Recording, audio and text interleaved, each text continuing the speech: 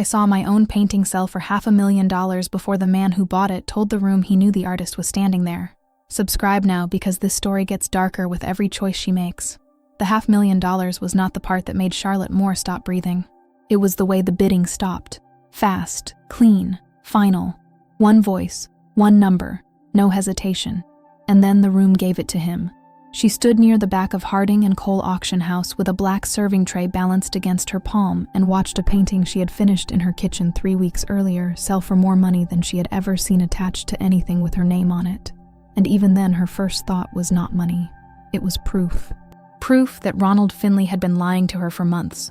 Proof that the $1,000 he had pushed across his desk with that tired smile and that line about the market being soft right now had never been the truth. Proof that the thing she had started suspecting 3 weeks ago, when she found the crumpled receipt behind his desk and saw 6 figures where there should have been 4, had been real all along. Charlotte did not move. The auctioneer smiled for the room, polished and pleased with himself, and the small hammer came down once. Sold. The sound landed somewhere deep in her body. On the easel under the amber light sat a seascape attributed to Elise Lumiere, circa 1896. The tag beneath it used old language and old money, and the soft museum tone that made theft sound like heritage. But Charlotte knew the underpainting beneath that surface. She knew the way the blue had fought her for 2 nights straight. She knew the place near the lower right corner where she had almost overworked the light and had to pull the brush back before she ruined it. She knew it because she had made it in a 1-bedroom apartment in Barrio Logan, with her 3-year-old daughter sleeping 10 feet away on a couch that folded out badly and springs that showed through the cushions. There had been no French painter. There had been no century-old Provenance. There had only been Charlotte, paint fumes, rent due in 5 days, and Ronald Finley telling her there was a collector interested in decorative work. Decorative. $500,000. Her fingers tightened around the tray until the metal edge bit into her palm. The man who bought it rose from the 3rd row. He was the same man who had caught her champagne flute at the door. Same dark charcoal suit. Same shoulders stretching the line of the jacket like tailoring was just a suggestion on him. Same calm way of moving through the room, not hurried, not performative. The posture of someone who had never once needed to move quickly to be obeyed. Charlotte had only looked at him for 3 or 4 seconds when they collided near the entrance, but her body had registered him with the kind of precision it usually reserved for danger. Bronze skin, clean jaw, dark hair worn short, hazel brown eyes lit like bourbon held near flame. A face that belonged in an oil portrait, and a stillness that did not. He walked to the stage as if the room had already accepted that he would. A security officer near the aisle took one instinctive step toward him. The man did not even turn fully. He only looked at him. That was enough. The officer stopped. The auctioneer opened his mouth, thought better of it, and stepped aside. The room went quieter than it had been all night. Charlotte set the tray down on the nearest side table, because if she kept holding it, she was going to drop it. The man turned toward the painting first, then toward the room. When he finally spoke, his voice carried without effort. Low, controlled, the kind of voice that did not need volume because consequence did the work for it. "This painting," he said, "is not by Elise Lumiere." The room broke into whispers all at once. Charlotte did not hear any of them clearly. Her pulse had moved into her throat. The man let the noise crest and fall on its own.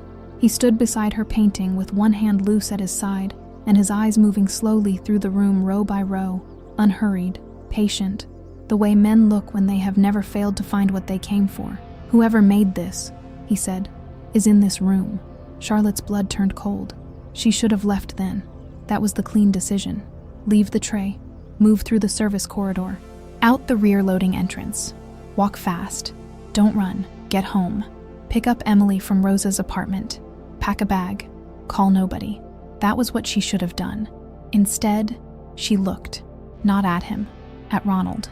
He was 3 rows back on the aisle, half risen from his seat already, and he was not looking at the stage. He was looking directly at her. No shock in his face, no confusion, only the quiet focus of a man watching something valuable slip out of his control. The man on the stage kept speaking. "Step forward." 2 words, not a request. The whispers died. He let the silence stretch. Then, without changing tone, "Or I find you myself." One of the men beside Charlotte muttered under his breath, not low enough, "Jesus Christ, that's Enrique Garcia." The other man went still. Charlotte knew the name, not because she ran in circles that touched his world. She didn't. Names like Garcia traveled differently, quietly, through headlines and rumors and comments people made after checking who else was listening. Ports, development contracts, family money, investigations that never went anywhere, allegations that never found a courtroom. The kind of power that didn't need legal confirmation to be real. Enrique Garcia. And he was standing beside Charlotte's painting, telling a room full of rich strangers that he knew the artist was there. She did not think through the decision. Her body made it first. She turned toward the service corridor, slipped between a waiter and a floral arrangement taller than she was, pushed through the kitchen doors, and kept moving. Voices behind her, not shouting. Worse, the kind of rising disturbance that suggested everyone had just realized the evening was no longer entertainment. The kitchen was bright and stainless and hot. Someone called something after her. A dishwasher laughed at the wrong moment. A line cook carrying copper pans swore when she almost clipped his elbow. Charlotte moved through all of it without apology, through the rear hall, past stacked crates and folded linens, out the back door, and into the San Diego night. The salt air hit her first, then the sound of traffic, then the force of her own breathing. She made it half a block before the wall of a closed storefront met her shoulder, and she stopped long enough to put one hand against the brick and keep herself upright. No one had followed. Not yet. She reached into the borrowed vest pocket for her phone. 6% battery. Emily's lock screen photo lit the dark in her palm. Wild blonde curls, dimples, a purple crayon butterfly clutched in one fist like evidence of joy. Charlotte stared at it for 1 second longer than necessary and pushed off the wall. Move. Her keys and cash were in her denim jacket. Her denim jacket was still hanging in the auction house break room. Of course it was. Every ride app she had would need a card she did not have enough room on, so she did the only thing left. She walked. The city had that late-night sheen to it, sodium orange on the pavement, damp air coming in off the bay, the kind of hush that belonged only to commercial districts after closing when the expensive places had locked up and the cheap places were deciding whether to. Charlotte walked fast.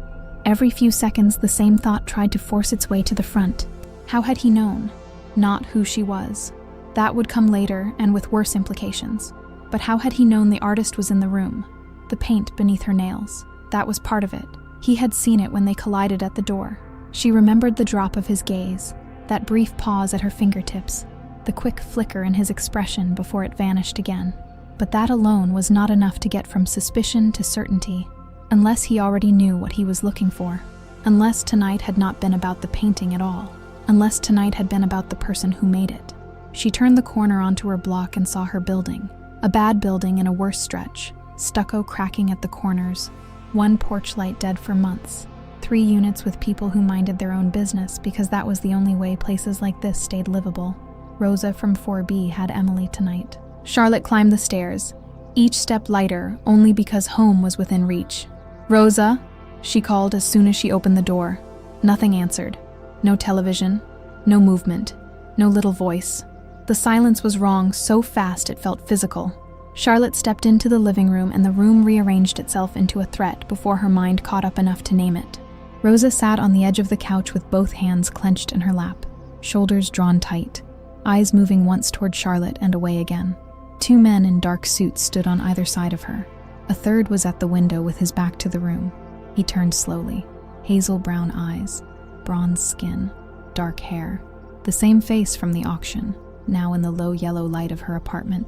Somehow more dangerous here because nothing about him looked out of place. He looked like he had always known how to enter other people's homes and make himself the center of them. Charlotte's voice came out low and separate, each word forced through a throat that had already tightened around the only thing that mattered. "Who are you people?" No one answered. Her eyes moved once across Rosa, once over the men, then snapped back to him. "Where is my daughter?" Enrique Garcia crossed the room toward her with the patience of someone who had never rushed an outcome in his life. 3 steps. 4. Charlotte stepped back on instinct until the wall met her shoulder blades. "I knew whoever made that painting was still in the room tonight," he said. His voice was quieter here, more precise. "I just didn't expect it to be the waitress who ran into me at the door." "Where is my daughter?" The last word cracked on the way out, and Charlotte hated that it did. Something at the corner of his mouth shifted. Not warmth, something shaped like it. "The little blonde one with the curls?" Charlotte hit him. Open palm. Fast, instinctive, the kind of movement that bypassed thought and came straight from the body's oldest wiring. His hand closed around her wrist before the second strike landed. Not rough, just impossible. Easy. The word came out almost gentle, and that tone infuriated her more than if he had shouted. Then, from the hall, "Mommy?" Emily's voice, small, sleepy, frightened. Charlotte stopped fighting him and tore her wrist free as he let go. She shoved past him and ran down the hall. Emily stood in the doorway of the bedroom in pink shorts and a butterfly shirt, hair tangled from sleep, one fist rubbing an eye. Charlotte crossed the floor and scooped her up so fast the child squeaked, then buried her face in Emily's hair and held on harder than she meant to. "I'm here, baby. I'm right here." Emily clung to her neck. Over Charlotte's shoulder, heavy footsteps came down the hall at an unhurried pace, deliberate, giving her enough time to reach her daughter, not enough to forget he was the reason she had to. Enrique stopped in the doorway and took in the room in one glance. Crayon drawings taped badly to the wall, a discount watercolor set on the dresser, stuffed animals flattened with love. His gaze landed on the brown bear with the loose button eye. He crossed the room, lifted it from the shelf, turned it once in his hands. "I had one of these," he said. For the first time, his voice went somewhere else, somewhere unguarded, briefly. "Mine looked worse." Charlotte shifted Emily higher on her hip and kept her voice stripped clean. "What do you want from me?" Emily lifted her head and studied him with the frank, suspicious seriousness only small children are capable of. "Mommy, who is he?" Charlotte pressed her mouth to Emily's temple. "He's leaving soon." Enrique set the bear back exactly where he found it, upright against the books. "That's right, sweetheart," he said, eyes still on Charlotte. "I'm your mother's friend." He paused a fraction. "Her closest friend tonight, as it turns out. Because the three of us are coming with me." Charlotte stared at him. "What did you just say?" His gaze flicked once toward Emily and came back, not in front of her. "Get out of my apartment. I need your hands." It was said so reasonably it was almost absurd. He might have been discussing a consulting arrangement. He took one slow step closer and stopped when Charlotte turned her body to shield Emily with her own. He registered the movement. His eyes dropped to the child, then back to Charlotte. "And your eyes," he said. "What they can do." Charlotte kept her face still. "Say no," she said. "See what happens." Something unreadable crossed his expression. He reached out with 2 fingers and drew a strand of hair away from her face with unhurried precision, the kind of touch that felt less like intimacy than possession. "If I answer that honestly right now," he said quietly, "it sounds like a threat." His eyes held hers. "And I don't want to threaten you tonight. Not with her in your arms." Charlotte forced herself not to flinch. "How did you find me?" He leaned slightly toward her, and his answer came low enough to belong only to the room. Getting Ronald Finley to talk didn't take long. A pause. He was also arranging to clean up his loose ends tonight. That landed harder than Charlotte expected. Her mind moved fast then, quicker than fear. Ronald had sold her work for months, lied about the prices, brought her into a fake service job at an auction house where one of the richest men in the city publicly outed the forgery. And now, if Enrique was telling the truth, Ronald was already making sure nobody could tie him to any of it. Loose ends. Charlotte looked at Emily's small hand gripping the collar of her shirt, then back at the man in her doorway. "Fine." Her voice came out flat. "I'll do what you want." His eyes stayed on hers. "But if she cries once because of something you did," Charlotte said, each word precise, "your last name won't be enough to protect you from me." For the first time that night he looked surprised. Only for a second. Then the corner of his mouth lifted. "I'm a hospitable man." He stepped back from the doorframe and gestured toward the hall. 10 minutes. Take what you need. Everything else will be provided." Charlotte moved immediately. Duffel bag from the closet. Emily's medication. 3 outfits. Socks. The stuffed rabbit she slept with when she was sick. Toothbrushes. Cash from the kitchen tin. Phone charger. 2 pairs of underwear for herself. Jeans. White t-shirt. Sketchbook. Her passport. Because if tonight became worse, she did not want to lose the only documents she had control over. She did not overpack. Overpacking meant assuming stability.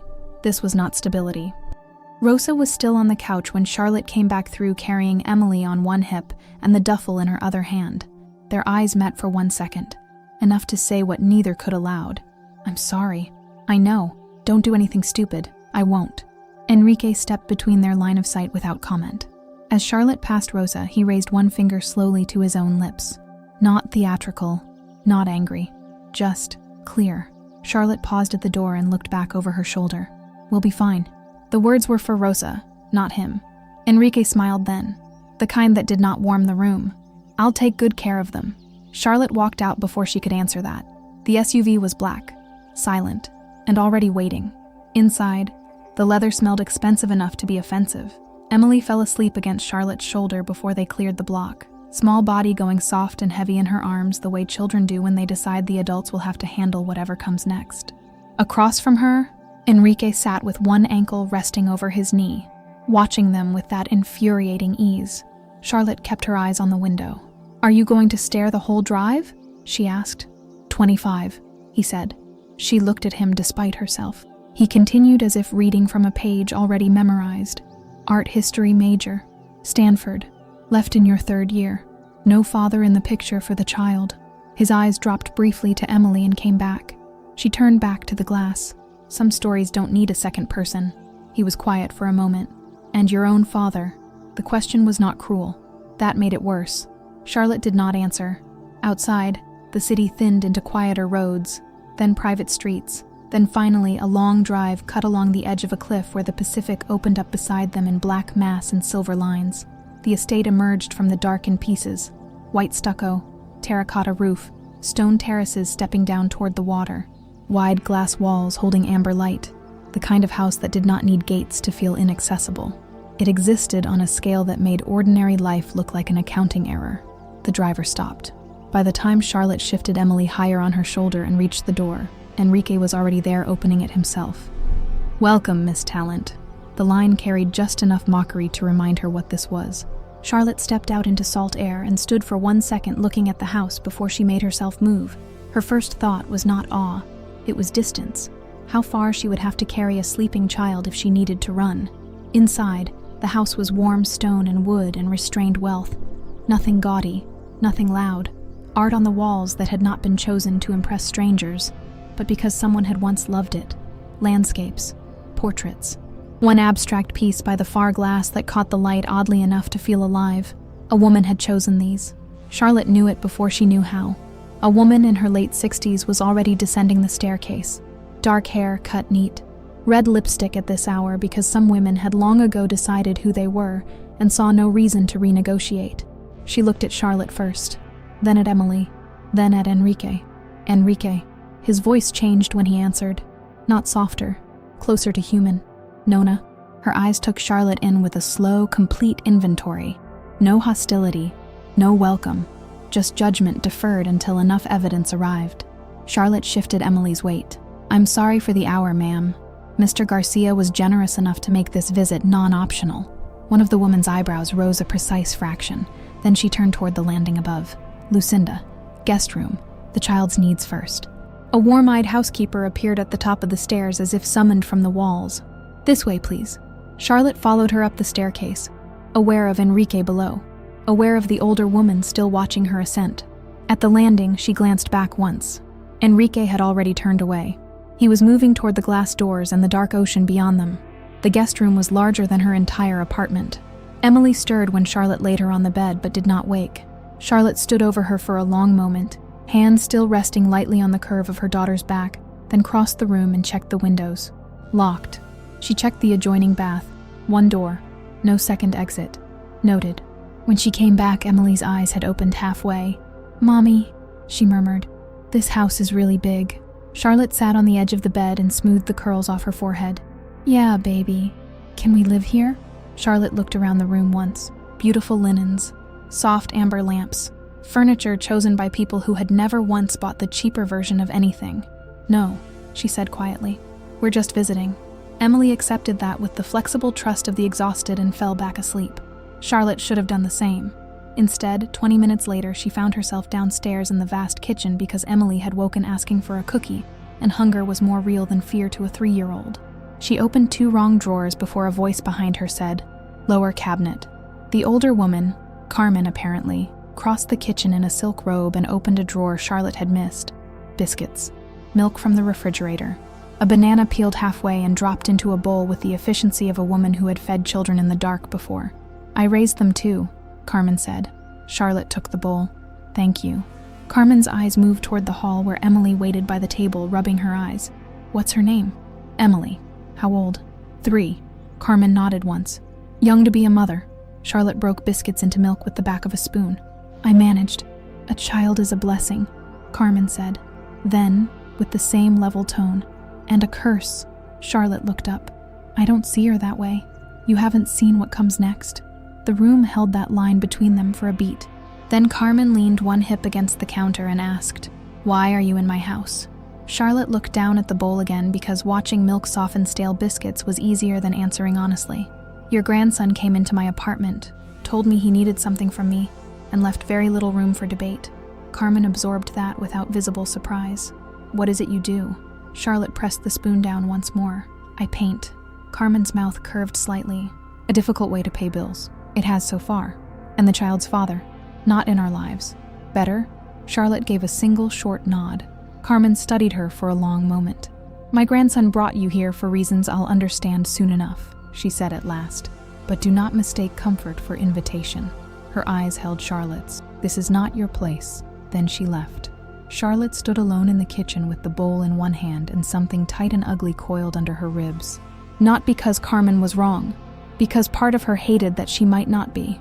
Morning came late because Charlotte had barely slept. When Emily woke, she woke fully, as children do, and by 9 o'clock had already discovered the house was full of interesting corners. Charlotte found her first in the corridor outside the studio, then inside it, then reaching for a brush in front of a massive unfinished canvas. Don't touch that. The command cracked across the room hard enough to lift Emily off the floor emotionally, if not physically. She froze. Then her chin crumpled and she started crying. Enrique was in the doorway. His eyes had gone first to the painting, then to the child. Damn! He crossed the room fast, dropped to one knee in front of her, and his voice changed completely. Hey, I didn't mean to scare you. One careful hand passed over Emily's hair. That painting matters to me. You didn't know that. That's not your fault. Her sobs thinned to hiccups. I'll get you your own paper, he said. You can paint whatever you want on that. Charlotte arrived at the door a second later and stopped at the sight of him kneeling in front of her daughter. Step away from her. He stood at once and did. Charlotte scooped Emily up and held her close. Stay away from my child. Enrique leaned one shoulder against the wall and crossed his arms. Do you really think I would hurt your daughter?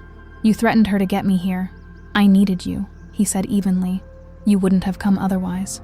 Charlotte held his gaze. Can I leave? No. The answer came without hesitation. Then stop speaking in riddles and tell me exactly what you want. He opened one hand toward the room. The north windows, the easels, the stacked materials, the ocean light cutting across the floor. No mystery. You are going to paint.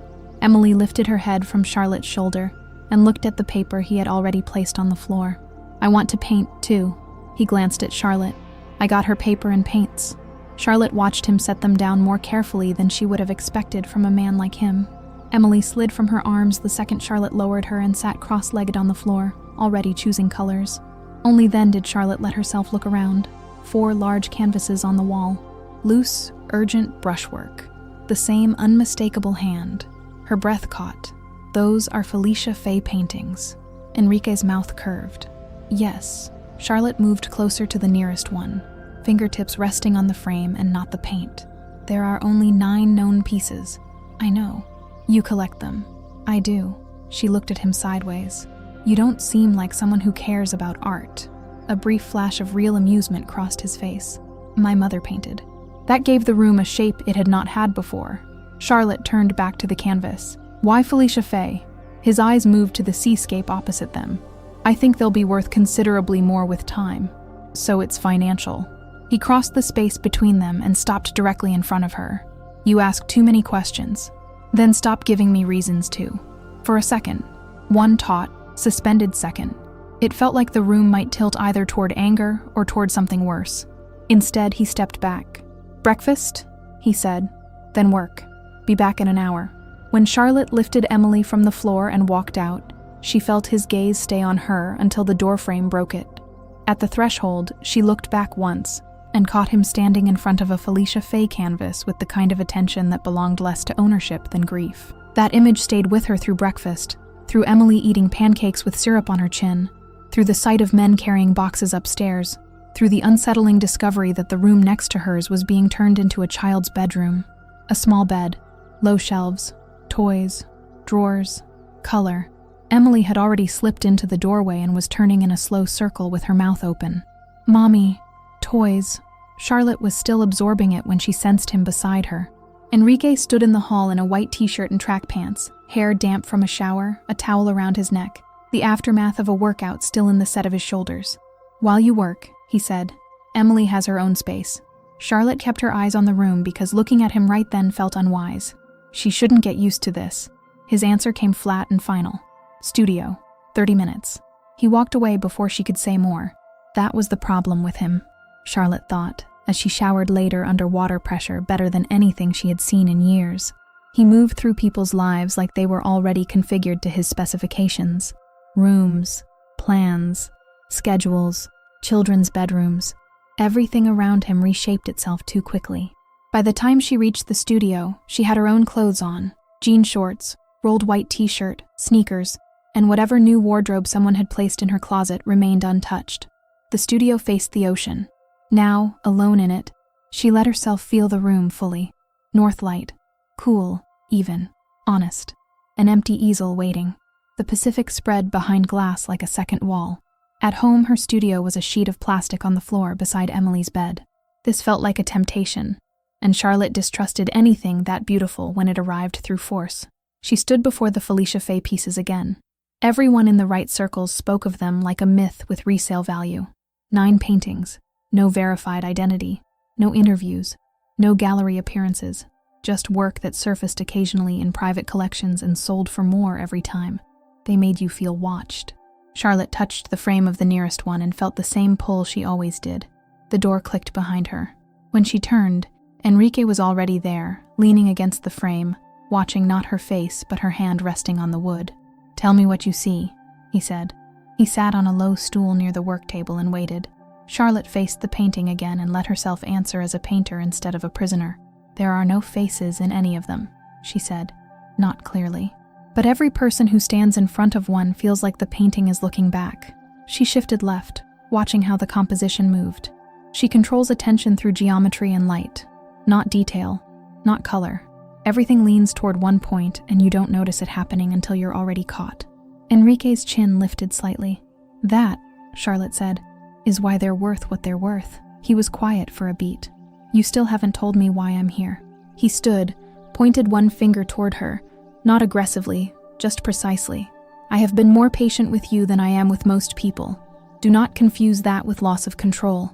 Then he crossed to her, stopped close, and said the words that split the morning in half. "There is a 10th painting." Charlotte went very still. "It exists," he said, "and you are going to replicate it for me." She exhaled once. "So, a forgery." A slow smile came to his mouth, not warm enough to trust. That would be true if the 10th painting were fake. His eyes held hers. "It isn't." He took out his phone and held it toward her. Charlotte looked down. At first it was only color on glass, deep blue-black, a thin line of gold. Then the image resolved. A woman running, a child beside her. One small hand locked around the woman's wrist, shadows falling in narrow bars across the stone beneath them. Charlotte's throat closed. She knew this painting, not academically, not as a collector, not as a rumor, personally, intimately, as if it had once lived somewhere inside her before it ever reached canvas. She raised her eyes and found him watching not her face, but her hands tightening around the phone.